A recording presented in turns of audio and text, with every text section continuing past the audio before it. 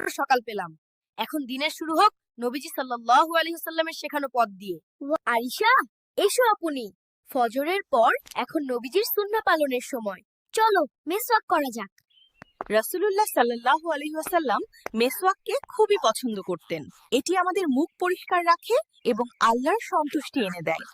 আমাদের সকলের নিয়মিত নবীজির এই সুন্নাহ পালন করা উচিত। পরিষ্কার পরিচ্ছন্নতা ঈমানের অঙ্গ। আমাদের প্রিয় নবী হযরত মুহাম্মদ সাল্লাল্লাহু আলাইহি ওয়াসাল্লাম সব সময় এর প্রতি গুরুত্ব দিতেন। মাশাআল্লাহ রাইয়ান, সুন্নাহ মেনে চলতে পারলেই জীবন সহজ। মনে রাখবে, আমাদের নবীজি সাল্লাল্লাহু আলাইহি ওয়াসাল্লাম ছিলেন সর্বকালের সেরা আদর্শ এবং আমাদের অতি উত্তম পথ প্রদর্শক। চলো এবার নবীজির প্রিয় খাবার দিয়ে নাস্তা করা যাক। এই খাবারগুলো স্বাস্থ্যকর এবং খুব বরকতপূর্ণ। বিসমিল্লাহির রহমানির রহিম। খেজুর নবীজির খুব প্রিয় ছিল। এটি খেলে শরীরে শক্তি আসে। ঠিক বলেছ বাব। আর মধু আমাদের নবীজি সাল্লাল্লাহু আলাইহি ওয়াসাল্লামের প্রিয় ঔষধও ছিল। প্রতিটি সুন্নাহর পিছনেই জ্ঞান ও উপকারিতা রয়েছে।